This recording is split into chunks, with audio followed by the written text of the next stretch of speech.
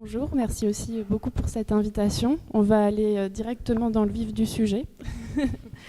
Et je vous propose donc d'aborder les notions de travail en accordant du temps aux solutions pratiques plutôt qu'aux problèmes abstraits, et de situer le travail en fait à travers toutes les perspectives d'interaction qu'il suppose.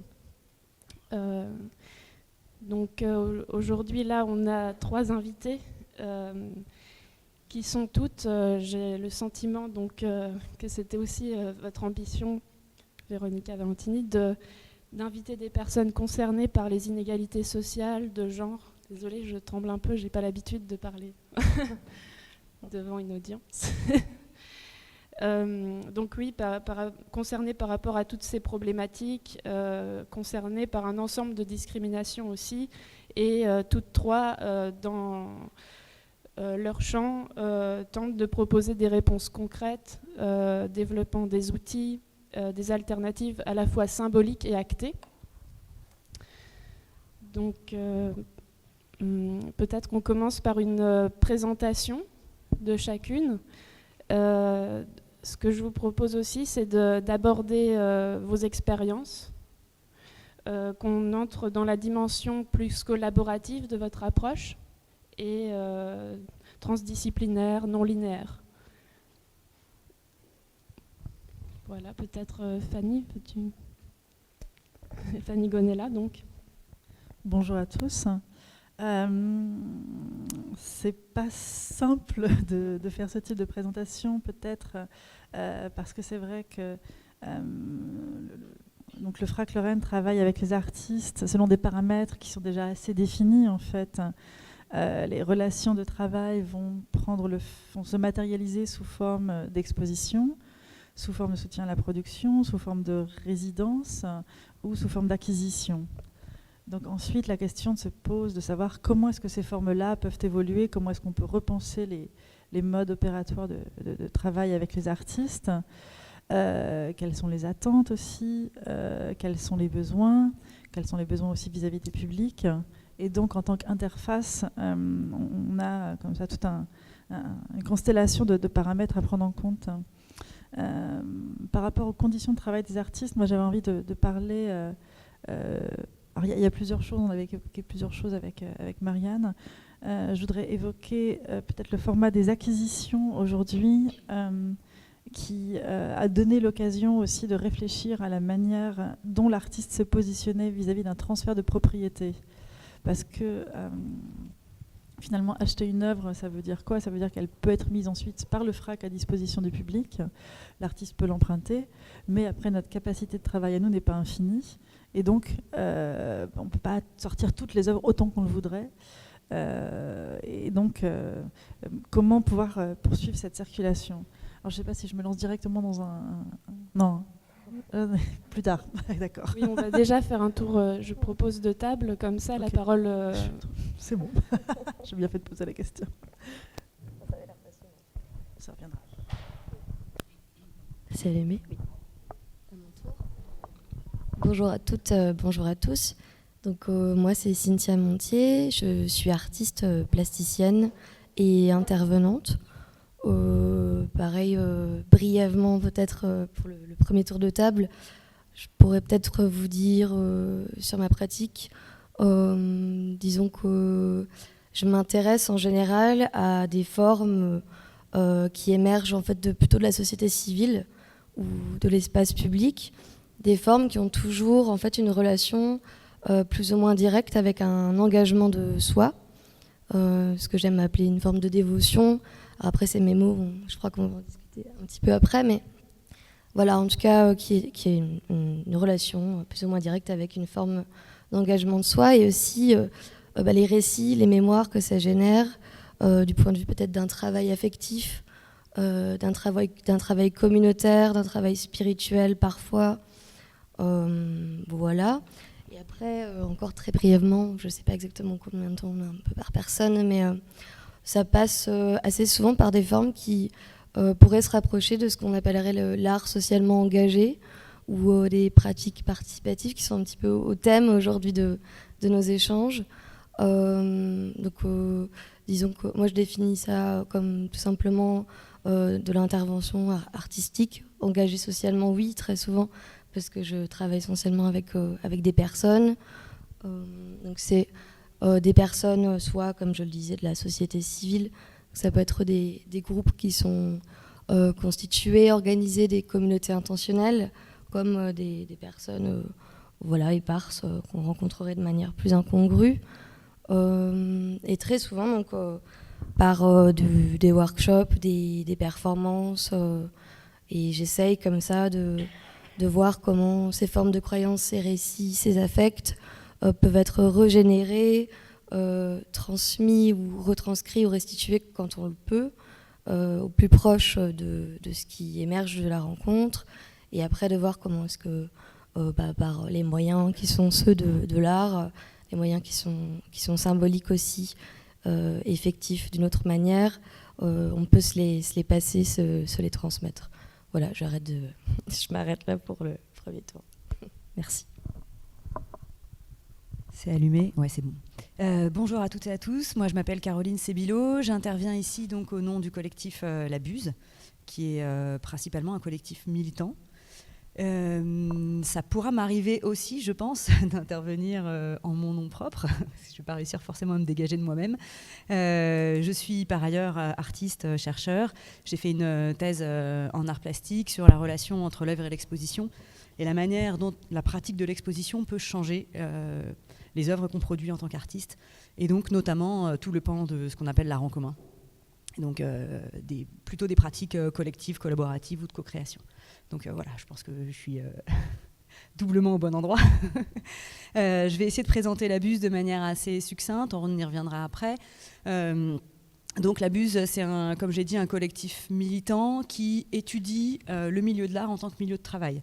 Donc on est, on va dire, entre 10 et 12 membres actifs. Ça change régulièrement. Et on est toutes et tous issus du milieu de l'art de manière plus ou moins éloignée. Donc il y a des artistes, mais aussi des auteurs, écrivains, sociologues.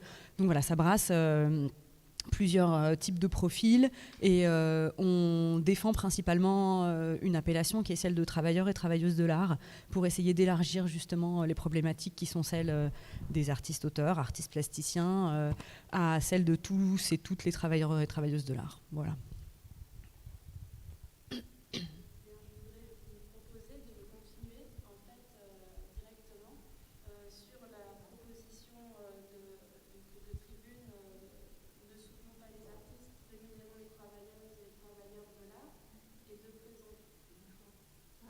Oh, bon, c'est bon.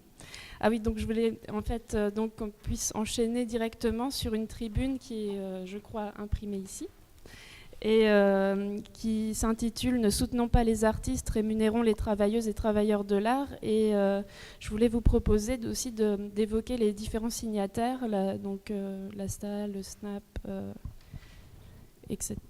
Et puis peut-être approfondir premièrement ce projet-là. Et après, on rentrera en détail dans d'autres initiatives avec Fanny Gonella, puis ensuite on rebondira avec Cynthia Montier. Super. Eh ben, j'enchaîne alors. Je garde mes notes parce qu'il y a quelques points un peu techniques, on ne sait jamais. Je vais donc refaire un peu l'historique pour resituer d'où vient cette tribune. Donc en janvier 2021, il y a une tribune qui est lancée principalement sur les réseaux sociaux par Claire Jacquet, qui est directrice du FRAC MECA Nouvelle-Aquitaine, et qui demande un soutien de la part du gouvernement aux artistes auteurs. Il y a une première réponse qui est faite par Art en Grève Occitanie en février 2021, et en parallèle, La Buse a décidé de travailler aussi à une réponse à faire à cette tribune qui invitait donc à soutenir les artistes, et qu'on a renommée Ne soutenons pas les artistes, rémunérons les travailleurs et travailleuses de l'art. Le point principal, donc c'était une tribune qui était portée principalement par des institutions et donc par des FRAC, et qui nous posait plusieurs problèmes. Donc je précise que cette tribune a été coécrite, on ne l'a pas écrite tous seuls, on l'a écrite avec le SNAP CGT, avec le STA et avec l'Ouvrière, qui sont 3 syndicats. L'Ouvrière étant un tout jeune syndicat d'installateurs, installatrices d'exposition. Et donc on a décidé d'apporter des réponses, donc on voulait critiquer plusieurs points. Déjà un premier point qui est celui que ça nous semble compliqué d'écrire une tribune pour défendre les artistes-auteurs sans les inviter à participer à la réflexion. Parce qu'on considère qu'en fait on est les premiers et premières à savoir de quoi on a besoin et que donc si on écrit une tribune pour nous soutenir, la moindre des choses c'est de se tourner vers nous pour nous convier à réfléchir à des solutions. Donc ça on voulait dire on voulait dénoncer la position assez paternaliste en fait de cette tribune. Ensuite la tribune demandait principalement d'augmenter le fonds d'acquisition des FRAC. Et nous, ça nous pose un deuxième problème qui est que, en fait, cette théorie du ruissellement, que plus d'acquisitions améliorerait la qualité de vie et sortirait les artistes de la précarité, est totalement fausse. Nous, on est tout à fait pour, en fait, plus d'argent pour des acquisitions. Disons que c'est pas l'un ou l'autre. En fait, il faut que ce soit l'un et l'autre. Et du coup, on a travaillé à sortir des petits chiffres qui sont quand même assez révélateurs. Donc avec 23 FRAC en France, plus de 6000 artistes qui sont présents dans les fonds d'art contemporain. Ceci dit, si on prend les chiffres de l'année 2019, le rapport d'activité de la Maison des artistes donne 192 546 artistes-auteurs, donc un cumul AGSA et Maison des artistes. Et en 2019, il y a 400 artistes concernés par des acquisitions, ça fait 0,2% des artistes-auteurs.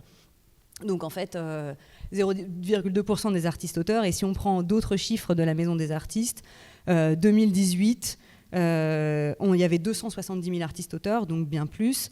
190 000 artistes-auteurs ont gagné moins de 4 000 € annuels en 2018. Ça fait donc moins de 300 € de revenus par mois, de revenus artistiques. Ce qui signifie donc qu'à moins d'être aidé par sa famille ou d'avoir un travail alimentaire, quand on est artiste-auteur, on a besoin d'un deuxième travail. C'est juste une évidence. Et donc ça pose plusieurs questions qui pourront, à mon avis, être débattues aujourd'hui, qui sont celles de comment on fait pour changer ça ?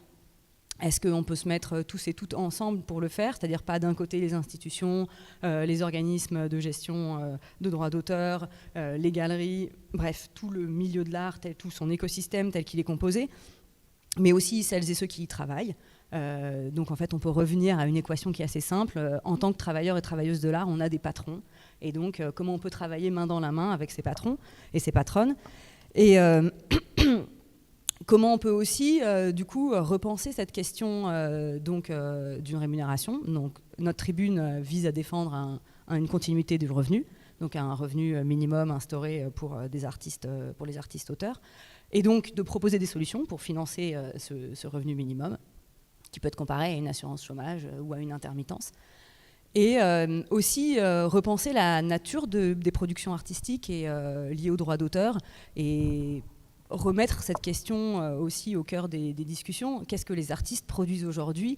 Et est-ce qu'en fait on peut considérer qu'une rémunération du travail artistique passe principalement par la vente d'œuvres ? Et je pense que là, si on est dans un contexte de pratiques socialement engagées ou d'art en commun, on est encore moins concerné par la vente d'œuvres et donc par ce type de rémunération. Voilà, je pense que ça pose un peu le contexte. Et par rapport à toutes ces préconisations aussi, je pense que ça fait également penser au saut d'avis qui avait été réalisé par la région. Donc je précise, c'est le schéma d'orientation pour le développement des arts visuels. Donc c'est une étude engagée par les 3 réseaux territoriaux d'art contemporain, Versant Est, LoRa et Bulle, et la direction régionale des affaires culturelles du Grand Est. À quel point ça dialogue, comment cette tribune compte s'inscrire dans une politique concrète. Vous avez dit que ça allait être présenté prochainement. Oui, alors on travaille à une deuxième version. Donc, voilà, cette première tribune, elle a pris le même chemin que celle initiée par les FRAC et les institutions, comme une sorte de réponse. Donc on a fait un sondage qu'on a diffusé sur le net pour réussir à collecter le plus de signatures possible. La première tribune a récolté 2000 signatures, la nôtre 600. Notre envie aujourd'hui, c'est d'accompagner une proposition de loi qui va être déposée au Parlement en décembre par le Parti communiste français. Et c'est une proposition de loi qui, justement, propose des solutions concrètes pour une continuité des revenus pour les artistes-auteurs, avec tous les problèmes que ça pose. Ça en pose plein. Et justement, l'idée, c'est de se confronter à ces problèmes un par un et d'essayer de les résoudre. Et donc, en parallèle, avec les mêmes... compagnons et compagnes de route, donc Stas, NAP CGT et l'Ouvrière, on est en train d'écrire une deuxième version de cette tribune et d'affiner, d'approfondir avec des chiffres à l'appui, donc une meilleure analyse de l'économie, on va dire, du milieu de l'art, du point de vue des travailleurs et travailleuses de l'art, et affiner aussi notre proposition de financement. Parce que bien évidemment, pour pouvoir défendre cette continuité du revenu, il faut montrer comment ça pourrait fonctionner, comment ça pourrait être financé. Et donc l'idée, elle est aussi de sensibiliser les diffuseurs et diffuseuses au sens le plus large possible pour qu'on travaille main dans la main. Parce que ce qu'on compte proposer, c'est donc que...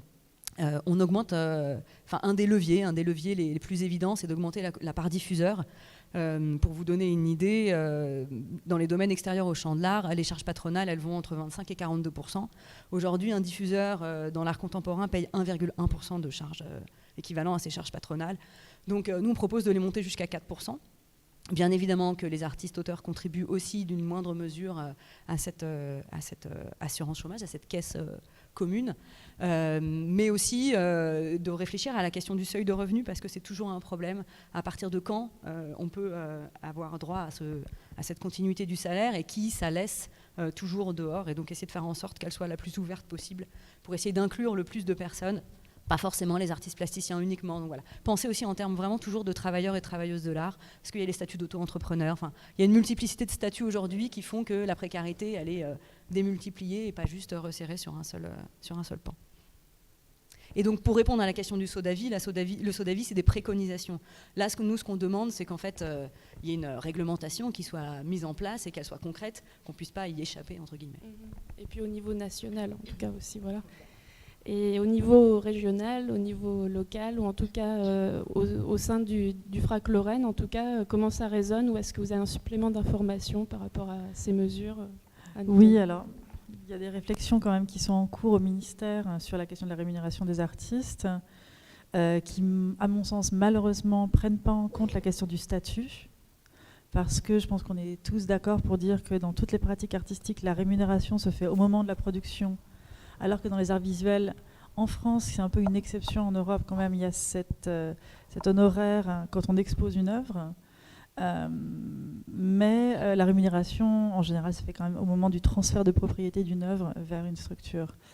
Alors, il y a des artistes qui ont développé des stratégies pour justement imaginer d'autres manières de faire. Mais en ce moment, le ministère, donc, suite à ces demandes, a débloqué des crédits d'acquisition. Mais on sait que des crédits d'acquisition, ça fait aussi du travail supplémentaire pour gérer tout ça. Et donc, comment est-ce qu'on les répartit ? Et ça ne peut pas se répartir de la même manière, ça c'est évident.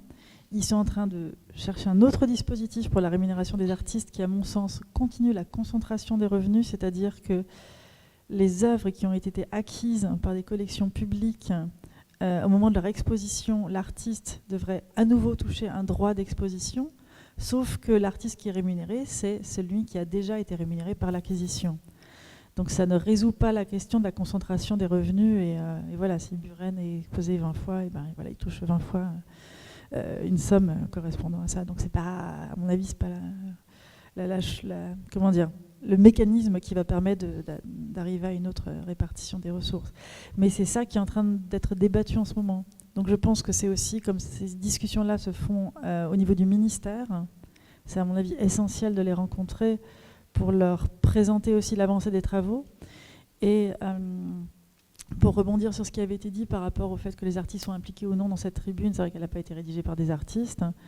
J'ai suivi la discussion, tout le monde n'était pas forcément d'accord par ça. On s'est dit il faut qu'on rende les artistes visibles, donc on y va. C'est pas, voilà, on n'est pas d'accord avec tout, mais il faut qu'il y ait des papiers qui sortent, sinon ça va mettre 3 mois, 6 mois avant qu'on sorte un truc et personne ne sera complètement d'accord avec au final. Donc on s'est dit, il vaut mieux sortir un truc imparfait que rien du tout. Et qu'est-ce que je voulais dire ? Et évidemment, tout le monde a parlé avec des artistes aussi avant de contribuer à ça. mais tout le monde n'avait pas les retours de tous les mêmes artistes. Enfin, ouais. Donc c'est aussi... je pense qu'il n'est pas possible pour les artistes de parler d'une seule voix, et ça c'est normal et c'est acceptable, et il faut qu'on se dise, bah oui, on ne peut pas avoir la légitimité absolue, mais par contre, essayer de trouver un système qui est, qui puisse soutenir du mieux possible, c'est à ça qu'il faut réfléchir ensemble, et ça veut dire quoi le mieux possible, et selon quels critères, et donc c'est à ça qu'il faut travailler. Mais moi je dis, il y a toujours des choses un peu, on va dire, significatives qui ressortent de ces moments de crise. Et heureusement, ça a permis d'augmenter l'attention sur les conditions de travail des artistes qui, à mon avis, avant, étaient un peu passés sous le radar au ministère. Et là, ils sont en train de retravailler dessus. Donc. Mais à mon avis, ils ont besoin d'être accompagnés. Voilà. Et donc, vous me parlez aussi d'éléments concrets, de réponses concrètes à ces questions-là. Au sein du FRAC, justement, vous avez mis en place les éditions illimitées. Oui, voilà. Est-ce que vous pouvez en parler un petit peu ? Oui, alors c'était une réflexion qui est venue aussi parce que tous les lieux de diffusion de l'art étaient fermés et donc on se dit quelle est notre fonction, quel est notre rôle, à quoi on sert dans ces moments-là. Et étant convaincu du fait que l'art est ce qui rend la vie un peu plus acceptable, qu'est-ce qu'on peut faire, quoi ? Et donc la question des circuits par lesquels les œuvres d'art passent pour arriver jusqu'au public a été débattue, on y a réfléchi, on s'est dit comment est-ce qu'on peut donner accès à l'art sans qu'on puisse avoir les formats habituels et sans forcément passer par des appareils, c'est-à-dire par des machines qui recalibrent tout format d'œuvre à des formats, on va dire, standardisés et comment garder une expérience sensible et diversifiée en fait. Et de là est venue l'idée de faire circuler les œuvres donc par des expositions à emporter. Et donc pour pouvoir réaliser ces expositions à emporter qui circuleraient, on a lancé un appel à idées, propositions d'œuvres d'art sous forme d'édition illimitée. Donc l'idée c'est que ces œuvres puissent être produites à l'infini et qu'elles puissent être distribuées à autant de monde que possible. Et le processus, donc et que chacun en fait réactive l'œuvre comme lui se dit bah oui voilà moi cette œuvre j'ai envie de l'accrocher dans ma cuisine parce que je trouve que ça va bien dans ma cuisine, c'est ok. Il n'y a pas de jugement, il n'y a pas de il faut bien faire, à l'accrocher là un petit peu plus haut ce sera mieux. Non, en fait c'est peut-être aussi une pratique amateur de l'exposition, une pratique plus directe et plus spontanée. Et donc pour avoir la possibilité de faire ça, il fallait que les artistes mettent aussi rendre cette réalité possible. Et donc on a fait ces appels à œuvres avec un prix fixe. Donc on a dit voilà, si vous souhaitez contribuer à ce projet-là, vous pouvez nous soumettre une œuvre qui deviendra une édition illimitée pour un prix de 3 000 €. Donc le prix est fixe et c'est l'artiste qui décide oui mon œuvre a cette valeur-là, je suis d'accord, ou bien non, ça me convient pas. Et voilà. Et donc c'était intéressant de voir qui a répondu et de quelle manière. Il y a eu pas mal d'artistes aussi qui ont réagi en parlant de leur rémunération aussi. Donc on a par exemple acquis un poster de Lucy Meyer qui, elle, parle d'une invitation qu'elle a reçue pour la foire de Art Basel en ligne. On lui demandait de faire une œuvre d'art gratuitement, qui allait être exposée pour valoriser leur plateforme. Et donc nous, on a acquis du coup cette œuvre qui parle de comment elle peut se rémunérer par rapport à son travail et quelles sont les options à sa disposition et quels sont les mécanismes en fait mis en place par des structures de foire ou autres qui sont censées justement permettre aux artistes d'être rémunérés par la vente. Donc ça c'est un dispositif. Je fais le lien par exemple avec ton travail Cynthia qui est aussi par rapport à cette exposition à emporter qui va intégrer un espace privé qui va du coup l'art prend place dans d'autres espaces, dans d'autres lieux. J'ai l'impression que c'est aussi quelque chose qui te tient à cœur dans ta pratique, d'intégrer d'autres espaces que les lieux dédiés à l'art. Est-ce que tu veux en dire quelques mots Oui, tout à fait, pourquoi pas. On est là pour ça. C'est vrai qu'effectivement, c'est quelque chose que je n'ai pas forcément mentionné tout de suite, mais ça fait aussi partie de mes préoccupations dans mon travail. En général, je vous disais, je travaille beaucoup avec des personnes qui n'ont pas forcément tout de suite une relation directe, disons, à l'art, c'est-à-dire des personnes qui ne seraient pas forcément familières ou qui ne seraient pas forcément du champ. En tout cas, pour moi, c'est quelque chose qui est assez important, c'est-à-dire d'aller à la rencontre de différents groupes, de différentes communautés. Alors après, effectivement, les espaces dédiés... Je pensais à ton projet des parures qui avait aussi lieu pendant le Covid et qui répondait aussi finalement à la situation, donc en lien direct avec d'autres travailleurs.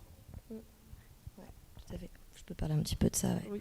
D'autant plus qu'il y a d'autres personnes dans la salle qui sont concernées également par le projet dont on parle. Et effectivement, donc, avec Fanny, on a eu aussi l'occasion de travailler ensemble, puisque notamment dans le cadre d'un travail que je co-porte avec Sophie Prinson ici présente.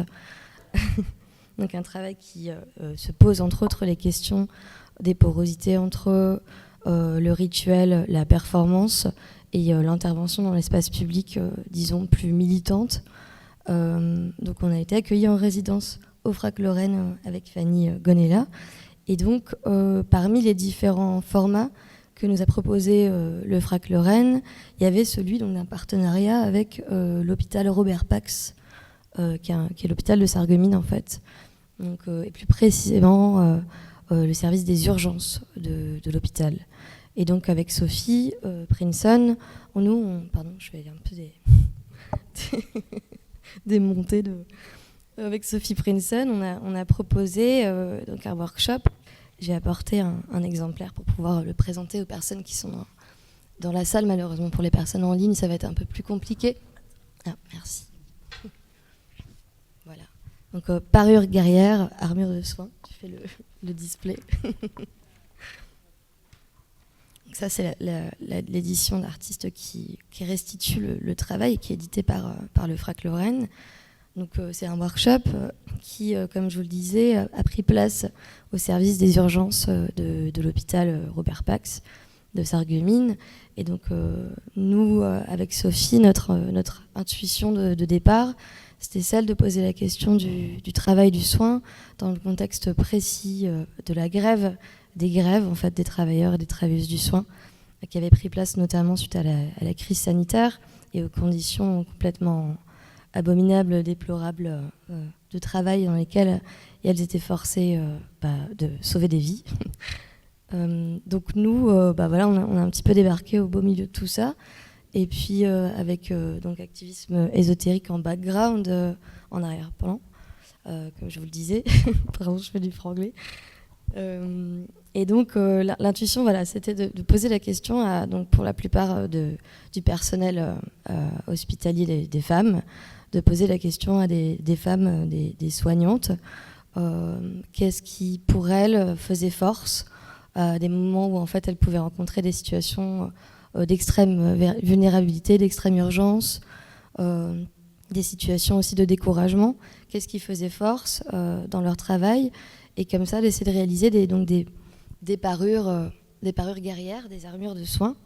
Donc on s'est inspiré pas mal de différentes formes d'écussons ou de blasons, ou en tout cas d'héraldiques, qui peuvent être ceux de différentes femmes ou de différentes figures de femmes à travers les âges. Donc on a repris différents types de symboles ou de formes. Enfin, je ne sais pas si je réponds vraiment à ta question, là j'explique le projet. Et donc l'idée, ça a été de revêtir ces uniformes de travailleuses du soin et de les revêtir comme des armures à soie. Donc on a fait une performance dans le service des urgences. Donc c'était une sorte de défilé dansant. On avait fait une playlist avec les travailleuses. On leur avait demandé quels étaient les morceaux qu'elles auraient pu écouter dans des moments où elles auraient eu vraiment besoin de retrouver un élan de vitalité comme ça, de bravoure. Et donc on a fait une playlist et puis on a dansé en parure dans les urgences, au milieu des brancards. Et c'était un très beau moment qui n'était pas forcément toujours hyper évident, parce qu'on est quand même aux urgences et qu'on est quand même en plein milieu d'un truc qui n'est pas qui n'est pas de l'art en fait, qui est très en tout cas empreint d'une réalité qui est plus pragmatique et plus urgente que celle à laquelle nous on faisait face à ce moment-là. C'est-à-dire que du coup il y avait une adéquation, il y avait un rythme à trouver. Fallait suivre, fallait être dans l'observation, fallait être dans l'écoute, et fallait pas vouloir tout de suite injecter de l'art à tout prix. Il y a une vraie conversation à trouver, quoi. Enfin, Oui, la culture étant à ce moment-là considérée comme non essentielle, on s'en souvient. D'ailleurs, j'ai oublié ma casquette, mais il y a une artiste qui s'appelle Ségolène Thuillard qui fabrique des casquettes et qui avait brodé non essentielle. Bon, je l'ai oubliée, mais elle est dans mon sac là. Et sinon, j'oublie pas de prendre des notes avec ce crayon. Ça fait un peu du sponsoring comme ça. De Antoine Caclin et de Roman Riquier. Donc, c'est des crayons sur lesquels il y a écrit job non alimentaire. Donc, qui s'emploie à détourner un peu justement des objets de sponsoring ou de marketing. Je reviens plutôt sur la notion de soin. On en avait discuté aussi avec Caroline Sebio en préparant. Et tu avais comparé aussi le milieu artistique au milieu sportif. et on avait parlé du soin. Donc je ne sais pas si tu souhaites rebondir aussi sur ce point. Si, c'est là un travail que j'ai mené avec un collectif qui s'appelle Gongle, qui est basé à Montreuil et qui a pour cœur de réflexion les relations entre art, sport et politique, et qui avait fait des rencontres sur cette thématique. Et le parallèle avec les sportives et sportifs et les artistes-auteurs est assez évident, dans le sens où on est toujours renvoyé à cette question de la passion et de la raison pour laquelle on fait les choses. Et donc l'amateurisme, en fait, n'est pas défini par la quantité de temps qu'on peut passer à faire les choses, mais le fait d'être considéré comme professionnel ou non. Et c'est le seuil de revenu qui va définir le fait qu'on soit professionnel ou non. En tout cas pour les artistes. Mais il y a toujours cette grande précarité qui est liée à la pratique, et où on nous demande énormément finalement de consacrer du temps à cette pratique pour qu'elle devienne professionnelle, qu'elle soit considérée comme professionnelle, sans avoir pour autant les moyens d'en faire un travail au sens strict du terme, c'est-à-dire de pouvoir en vivre, quoi. Et c'est assez... Les discussions avec les sportives et les sportifs sont assez... On retrouve en fait vraiment ces problématiques-là de est-ce que c'est une passion, soit, peut-être, pourquoi pas. Enfin, c'est juste un choix d'outils aussi, de savoir avec quoi on a envie de s'engager dans la vie. Et au-delà de la question de la passion, moi je ne sais plus aujourd'hui si en tant qu'artiste je suis passionnée ou pas. En fait, je pense que je le fais pour d'autres raisons. Et ça rejoint les combats féministes des années 60 qui disaient que... être femme, mariée, avec des enfants, c'était pas une passion, c'était du travail, quoi. C'était pas de l'amour, pardon, c'était du travail. Et donc, ce travail, il est quantifiable, et donc il doit être rémunéré aussi, quoi. Et la compétition aussi que ça suppose, le milieu sportif ultra compétitif.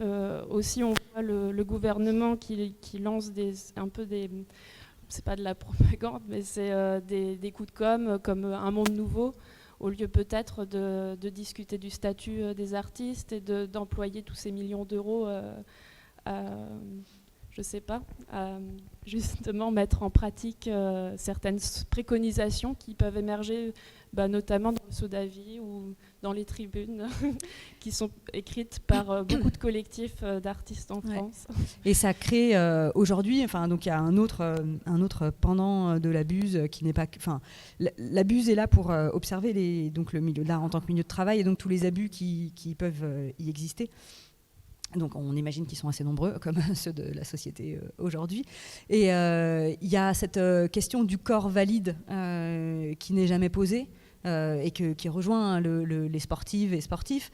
Jusqu'à quand notre corps...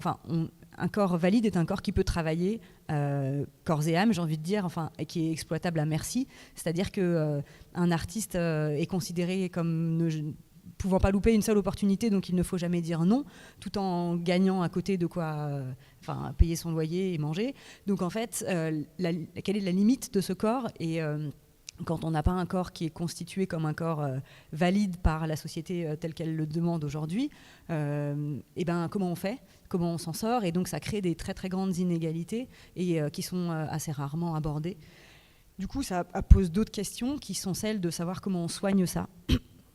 Et je ne l'ai pas dit tout à l'heure, mais donc il y a cette question de la concurrence, effectivement, qui est très, très forte et très présente dans le milieu d'art, et qui est une concurrence qui existe aussi en dehors du milieu d'art en fait, qui est au cœur de la société aujourd'hui. Il faut toujours être meilleur que les autres. On nous apprend ça dès l'école d'art, c'est-à-dire qu'on nous apprend pas à travailler ensemble, on nous apprend à travailler contre, on nous apprend à être meilleur que les autres, à avoir une meilleure démarche, plus pertinente, plus intéressante. Comment on se vend à travers des images. La professionnalisation, c'est ça en fait. Comment nous on va réussir, comment soi-même on va réussir. C'est-à-dire que ça passe pas par l'entraide, ça passe pas par le collectif, ça passe pas par la collaboration, ça passe pas par des réseaux qui sont horizontaux, mais plutôt toujours monter quoi. Jusqu'où on monte. Et on est nombreuses et nombreux à se poser la question de savoir jusqu'à quand on tient comme ça en fait. À quel moment on arrête de vouloir se battre pour ça et qu'on dit finalement à quoi bon vouloir être artiste aujourd'hui. Je sais avoir un autre métier. Je sais, on a tous et toutes cumulé les qualifications et les jobs. Pourquoi pas en choisir un finalement dans lequel je me sens mieux et je suis plus à l'aise et vivre avec ça, parce que finalement c'est quoi mon objectif ? L'objectif, jusqu'à quand en fait j'essaye de me battre pour réussir entre guillemets selon ce qui est considéré comme étant une forme de réussite. Et donc comment on soigne ça, je voulais essayer de faire un espèce de pont comme ça avec ta question. Comment on soigne ça dans tous les milieux, c'est-à-dire comment on soigne la relation aux institutions, la relation à soi-même, la relation aux artistes entre artistes, et qu'est-ce qu'on peut mettre en place finalement pour rendre visible toute cette souffrance au travail qui est réelle, qui est manifeste et qui n'est pas que, encore une fois, j'insiste, pas du tout que dans le milieu de l'art, c'est pas une spécificité. Mais en tout cas, elle est très cachée dans le milieu de l'art, c'est-à-dire qu'elle n'est jamais rendue visible. On parle assez peu des conditions de travail des travailleurs et travailleuses de l'art, quels qu'ils soient. Encore une fois, pas que artistes. Je pense qu'il y a des équipes au sein des institutions qui souffrent, il y a des directeurs et directrices de lieux qui souffrent. Je veux dire, tout le monde, à des moments, se prend des pressions, n'est plus dans une forme de validisme ou de validité du travail tel qu'il ou elle peut le faire avec ses capacités. Mais donc, comment on soigne ça ? C'est-à-dire qu'une fois qu'on peut reconnaître tous ces problèmes, on peut déjà essayer de les nommer ensemble. C'est un peu ce qu'on avait fait avec la plateforme de signalement de pratiques abusives de l'Abuse. On a été obligé de la mettre en arrêt parce qu'on avait trop de boulot et qu'on n'était pas formés pour répondre aussi bien qu'on aimerait le faire à toutes ces personnes qui déposaient des signalements. Mais donc une fois qu'on commence à nommer où sont les problèmes, comment on fait pour les régler, parce qu'en fait c'est pas juste en les nommant que, c'est déjà une première étape qui est nécessaire évidemment, qui est hyper importante, c'est de les rendre visibles, mais ensuite vers qui on se tourne toutes et tous pour réparer ça et faire en sorte que ça change. Et justement, je pense que c'est pas vers le ministère. Il y a plusieurs personnes de l'Abuse qui fréquentent très régulièrement les ministères, qui ont participé au Sodavi. On a un peu chacun, toutes et toutes, notre terrain d'action, mais qui vont se confronter justement aux tutelles et qui se rendent compte que, c'est pas possible. C'est aussi aux institutions de porter ça. On doit tous et toutes se défendre mutuellement, quoi. J'aimerais bien juste rebondir sur quelque chose qui me touche tout particulièrement dans ce que tu dis. C'est aussi que, en fait, parce que là tu parlais de se défendre, mais tu disais aussi de se battre en fait.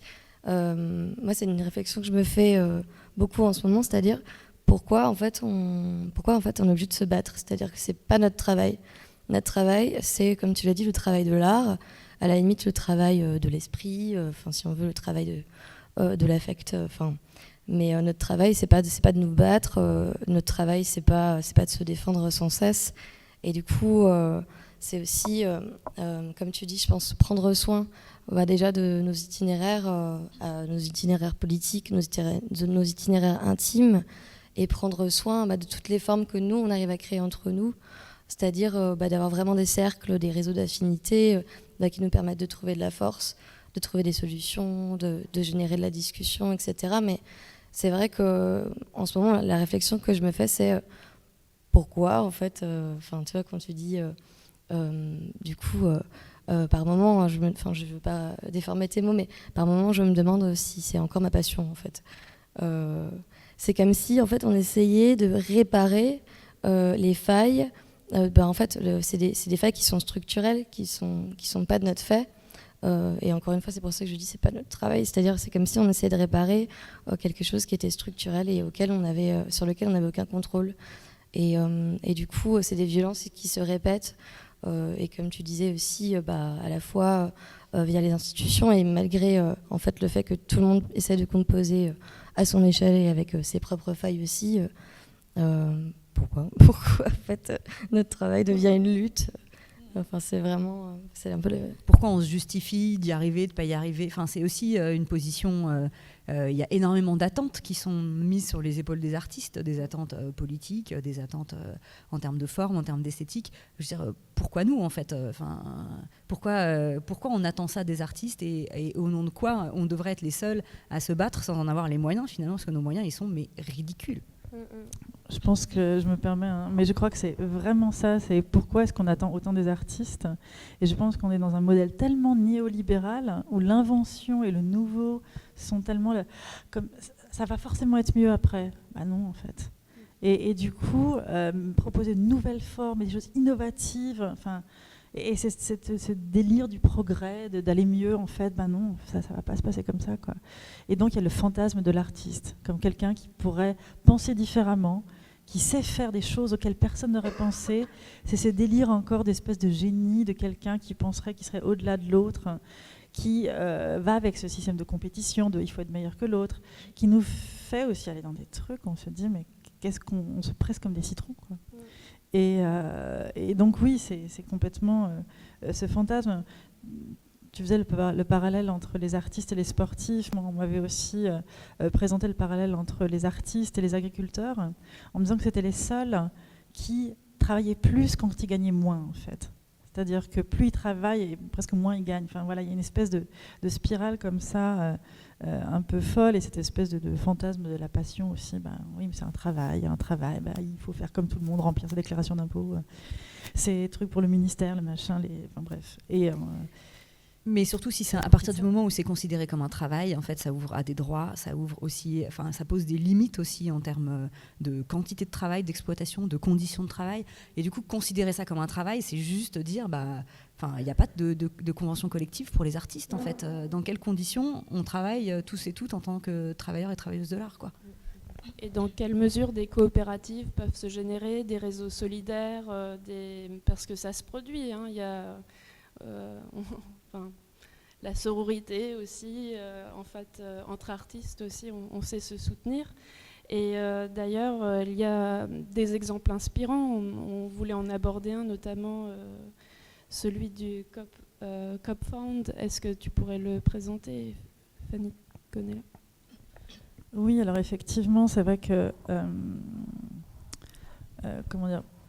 Pour moi, cette idée de compétition, ça fait longtemps que je me suis rendu compte que c'était complètement absurde et que les seuls artistes qui arrivaient à vivre de manière relativement humaine, c'était ceux qui, en fait, travaillaient dans une, pas forcément en réseau, enfin, c'est des mots un peu galvaudés ou un peu des mots valises, mais en tout cas qui travaillaient en bonne intelligence avec leurs collègues et qui avaient un système où le retour entre artistes et le soutien entre artistes faisait partie de leur quotidien. Et donc moi j'ai travaillé pendant 16 ans, j'étais pas en France, j'étais en Allemagne, et quand je suis rentrée en France, j'étais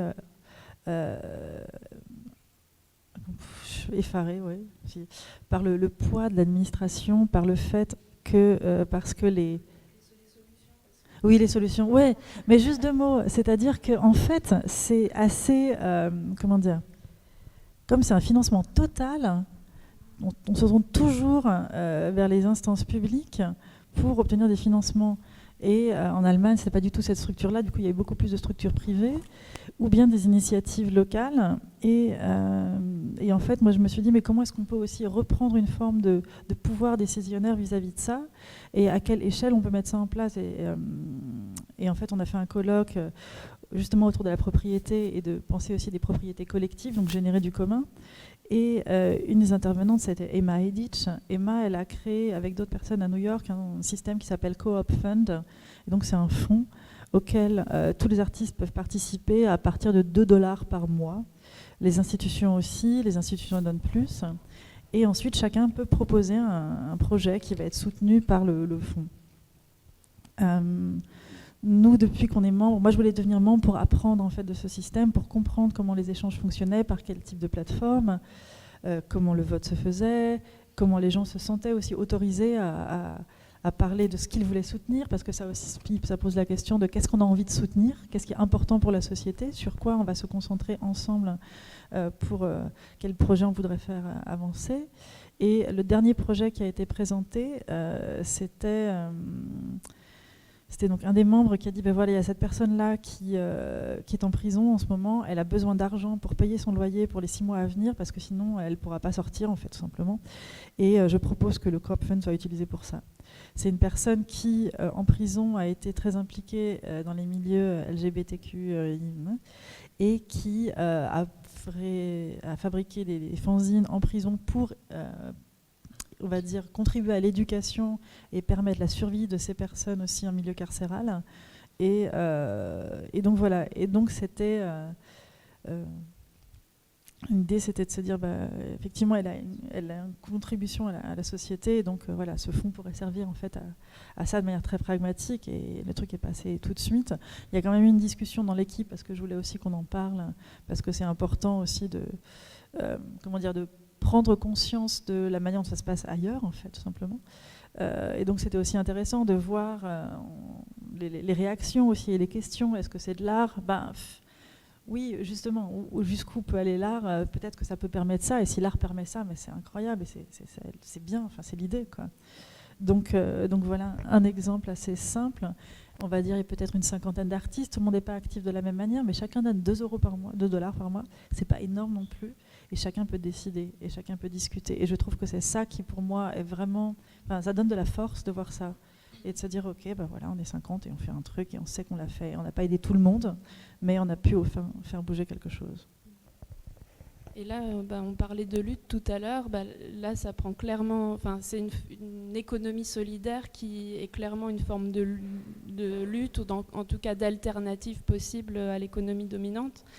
Et aussi, on voit à quel point le corps social peut être traversé par le geste artistique et inversement.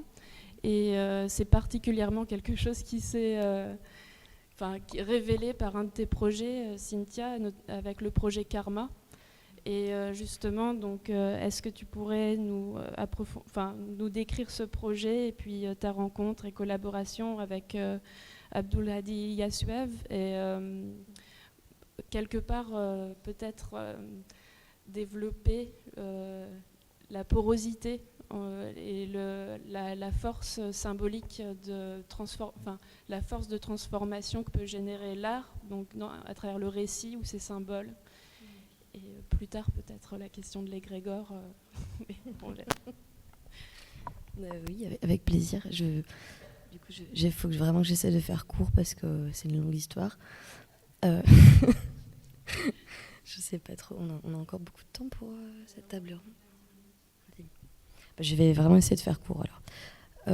Donc il y a beaucoup de choses dans ce que tu disais, mais alors oui, je peux peut-être vous présenter rapidement Karma.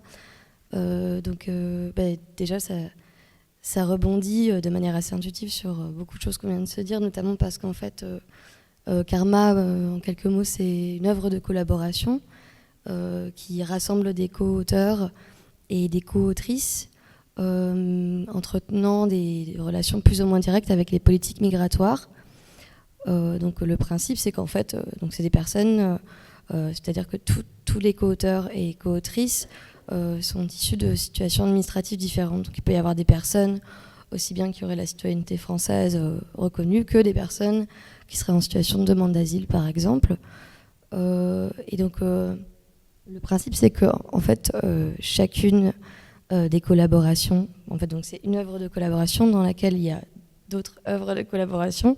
En fait, ça fonctionne un peu à la manière d'un fonds de protocole. Donc, c'est des protocoles performatifs qui, pour chacun d'entre eux, fonctionnent un peu sur le principe d'une amulette. C'est encore une fois mes mots, mais j'aime beaucoup les penser comme des amulettes, c'est-à-dire qu'ils s'activent à la manière d'une amulette, qui passent une intention, et en fait, c'est des amulettes qui appartiennent exclusivement à la personne de qui elles naissent, en fait. Alors, je me suis déjà un peu perdue parce que là, je vous présente le principe de Karma, mais alors, d'où ça vient ? En fait, ça vient d'une rencontre avec donc une personne. À l'époque, j'étais en résidence dans un centre d'hébergement d'urgence à Strasbourg. Donc pareil, je ne vais pas m'éterniser là-dessus parce que sinon, on va partir dans tous les sens. Mais donc, on avait pas mal de discussions, notamment sur l'importance de croire, en fait, quand on est soi-même dans une situation de silence, c'est-à-dire qu'on est placé sous silence, qu'on est face à des violences institutionnelles qui sont hyper violentes, des violences hyper violentes. Voilà. Et donc, à cet endroit-là, en fait, et notamment quand on essaye sans cesse de réduire à l'immatérialité la plus totale un vécu, d'expérience et donc des récits. Donc moi, évidemment, ça m'a hyper touchée, mais surtout, je me suis demandé très bien, donc en fait, si c'est ça, les politiques migratoires, c'est-à-dire réduire des personnes à l'immatérialité la plus totale, comment est-ce qu'on peut encore patrimonialiser, générer des archives immatérielles, en fait, de ces récits d'itinéraires migratoires. Et donc on discutait vachement de ça avec justement Abdoulhadi à ce moment-là. Et en fait, il se trouve que on avait commencé à écrire Karma. Et donc lui, dans le cadre de sa procédure administrative de demande d'asile, était placé en rétention administrative une première fois, puis expulsé. Donc on n'a pas pu entreprendre notre travail comme prévu. Par chance ou pas, en fait, par effort, par lutte, il est revenu. Et donc on a pu finalement travailler et activer Karma. Et donc il se trouve, en l'occurrence, donc là je vous le raconte aussi parce que c'est très récent, on avait donc une première activation d'une performance Shattered Reality, qui est une performance sur l'expérience de la rétention administrative, notamment dans le rapport aux images qu'on peut avoir encore de soi, quand on est dans une situation de claustration, de privation de liberté, enfermé en fait. Et donc on devait faire cette performance au Palais de Justice à Toulouse, dans le cadre du Printemps de septembre, le festival d'art contemporain à Toulouse. Et donc il a été placé en rétention administrative en fait 2 jours avant la performance. Donc évidemment la performance n'a pas eu lieu. Donc moi j'ai témoigné dans le palais de justice de l'impossibilité en fait et donc c'est là où en fait c'est intéressant que je vous dise ça, parce qu'en fait ce qui s'est passé c'est que moi j'ai témoigné de l'impossibilité de la performance d'avoir lieu, puisque le principe c'est qu'en fait on est auteur de nos récits, on est auteur de nos vécus. Tu vois, tout à l'heure on parlait justement du travail de l'art, du travail de l'esprit. En fait le statut d'artiste-auteur, pour le moment, c'est un peu une sorte de fiction. Et c'est assez drôle. En même temps, non, c'est absolument pas drôle. Mais je veux dire, quand on est dans une situation administrative de demande d'asile, on n'a pas de statut. On est dans une situation qui est complètement libérale et sous contrôle. Donc, à cet endroit-là, l'art conceptuel, il a un pouvoir complètement dingue. J'accélère peut-être. Donc ce qui s'est passé, c'est qu'au Palais de Justice de Toulouse, moi je témoigne, effectivement, j'essaye un peu de m'exprimer sur la situation. Et en fait, le festival avait très envie qu'il y ait une performance, et malheureusement, la performance n'a pas pu avoir lieu. Et ce qui était assez étrange, c'est qu'en fait, le témoignage a été perçu comme une performance. C'est-à-dire que moi j'étais dans un tribunal et je témoignais. Et donc là, j'appelle mon co-auteur avec... donc c'était son téléphone en centre de rétention, ce qui est censé être en fait le téléphone qu'on utilise pour notre performance. On brise la caméra de nos téléphones en centre de rétention pour éviter qu'il y ait des images qui puissent sortir. Je vais apporter son téléphone pour... voilà, si jamais tout à l'heure vous avez envie d'avoir un aperçu, un objet de Karma. Et donc je l'appelle et je lui propose de témoigner depuis le centre de rétention administrative de Strasbourg. Et donc lui témoigne en russe, moi je traduis. Et en fait, donc à la fin de la performance, l'audience vient me voir et me félicite de la performance en fait, sauf que ça n'en était absolument pas une. Et du coup, ça nous a posé beaucoup de questions, et c'est là aussi qu'on s'est dit, en fait, c'est ça le karma, et c'est ça le pouvoir en fait de la coprésence qui peut vraiment se jouer, c'est-à-dire quand on arrive à exercer le plein pouvoir de ce qu'on appelle l'art, et de pouvoir de cette manière-là être présent et faire valoir ses droits c'est vraiment le propos que nous, on avait envie de développer avec Karma, et de par notamment cette impossibilité à pouvoir être présent, alors même que la performance juste après est complètement surinterprétée. Enfin, bon, du coup, je dis un peu tout en même temps, mais ouais. Oui. Ah oui. Oui, il y a un peu, je me disais que c'était aussi en relation à la spectacularisation de l'art et que tout d'un coup ça devient une représentation plus qu'un moment de présence et que c'est toujours le risque de la récupération finalement. Et là, on voulait en passer au moment des questions, bien sûr.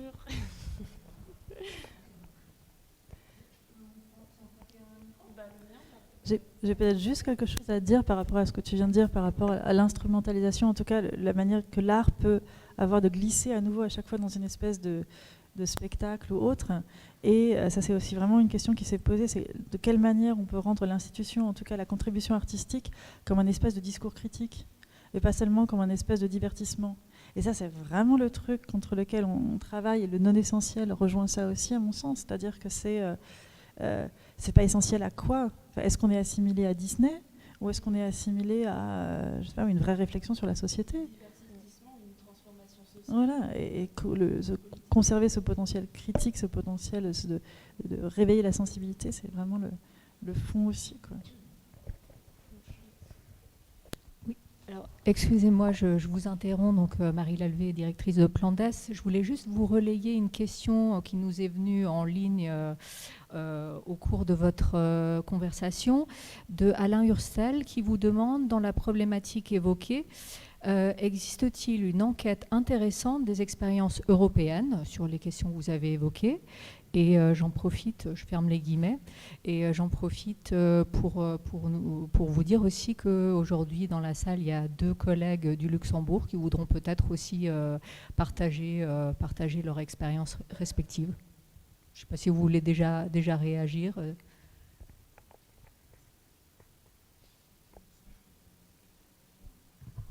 Ouais, sur la question du statut et de la rémunération, je crois qu'il y a des spécificités qui sont, enfin, c'est différent dans chaque pays, et donc, en tout cas, moi, je pourrais pas, approfondir cette question parce que je ne connais pas tous les statuts de tout le monde. Et donc, voilà. Est-ce que quelqu'un a envie de réagir peut-être sur ces questions de statut ? Non ? Non, je voulais juste rajouter que, comme Caroline l'a dit, chaque pays a son propre réglementation. Et par exemple, en Italie, il y a Art Workers en Italie qui font ce boulot-là, justement. En Espagne, précisément à Barcelone, en Catalogne, il y a aussi une association des artistes qui travaille sur ces statuts-là. Mais même en France, l'association des commissaires d'exposition français de CEA travaille sur le statut des commissaires qui sont proches aux artistes. Donc, c'est vraiment des spécificités on essaye d'avoir une voix commune à l'international, mais c'est très spécifique. Donc, je vous passe le micro.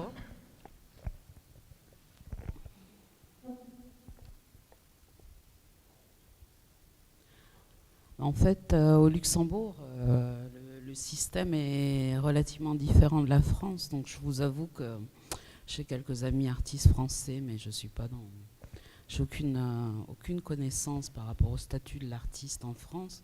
Mais à Luxembourg, on est déjà énormément soutenu à travers des demandes de subsides, mais on a un propre statut. Je ne peux pas parler de salaire, il ne faut pas confondre, parce que beaucoup de gens se projettent. Mais on est beaucoup moins aussi nombreux. C'est un plus petit pays. Mais par exemple, pendant la période du confinement et du Covid, on a eu quand même un très très grand soutien du ministère de la Culture. Luxembourg valorise et soutient énormément ses artistes. Donc ça, c'est important de le dire.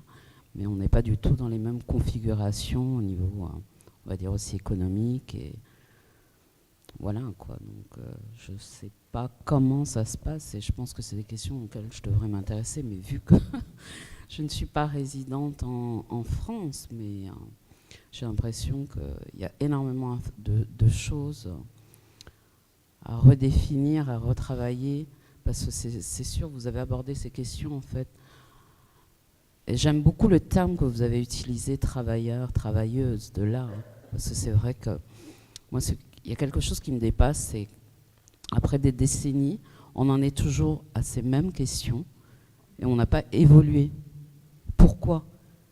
Et quel est le rôle il faudrait faire peut-être même un historique, essayer de remonter carrément un historique, c'est peut-être utopique, mais de voir, il y a certaines lacunes qui ressortent, qui sont vraiment présentes et qui se répètent, mais de voir comment casser ce schéma, mais qui entretient? Je pense qu'il y a beaucoup de facteurs qui sont à prendre en considération, en compte, mais je pense qu'il y a quelque chose, il y a des points qui nourrissent ça.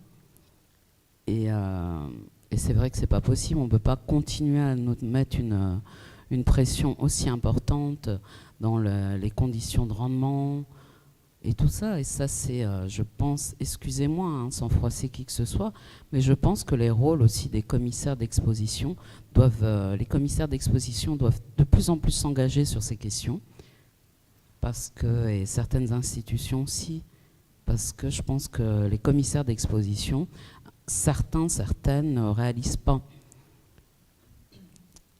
Je pense que malgré qu'on collabore ensemble, moi j'ai déjà personnellement été confrontée à des réflexions, je me disais mais c'est juste hallucinant, cette personne n'est pas dans ma réalité, vous voyez, mais eux aussi, il y a tout ce schéma qui dépend aussi de d'autres choses.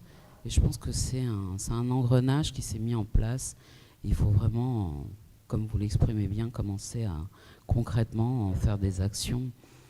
Et voilà. Merci beaucoup. Merci.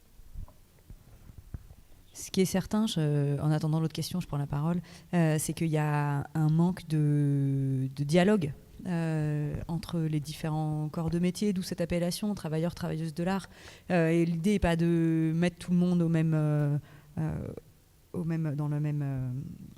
de ne pas porter un regard identique à tous les cas, mais en tout cas de se dire comment on peut briser cet isolement dans lequel on se sent tous et toutes, c'est-à-dire qu'on ne va pas défendre des spécificités du statut d'artiste-auteur contre des spécificités qui seraient celui du statut en cours, je ne sais pas où ça en est, mais des curateurs et curatrices. C'est plutôt de se dire comment on améliore tous et toutes nos conditions de travail et comment on se partage déjà nos conditions de travail, c'est-à-dire que comment on les rend visibles.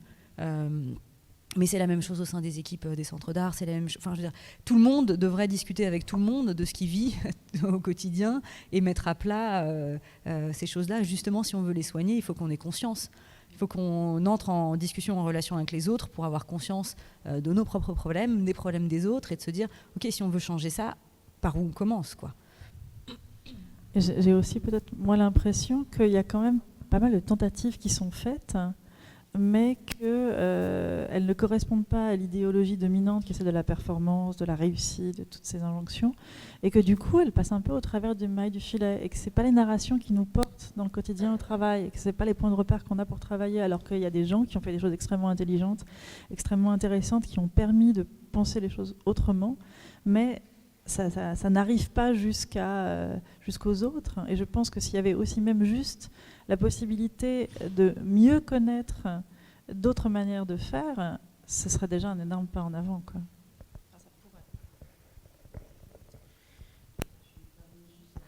Quelque chose, c'est aussi la sous-représentation des femmes artistes dans le monde de l'art. C'est quelque chose c'est un thème qui doit être vraiment discuté, mis en avant, parce qu'en fait, si on voit les statistiques, je ne veux pas me tromper sur un chiffre, mais nous sommes vraiment sous-représentés. Et donc, à partir du moment où nous sommes sous-représentés, pour moi, c'est quand même symbolique. Il y a tout un système patriarcal qui domine, qui continue dans une dynamique où, voilà. Et ça, c'est des cycles aussi, c'est des choses qu'il faut mettre en place de façon à ce que ça se change. Juste pour donner une petite réponse, à l'époque, c'est Marie-Cosette qui me racontait ça, l'ancienne directrice du FRAC Lorraine lui avait dit « Même si pendant 50 ans, je n'achète que des artistes femmes, on ne sera toujours pas à la parité. » Donc ça donne une idée du déficit historique. Voilà, c'est juste en passant. Donc, bon, mais il faut quand même le faire.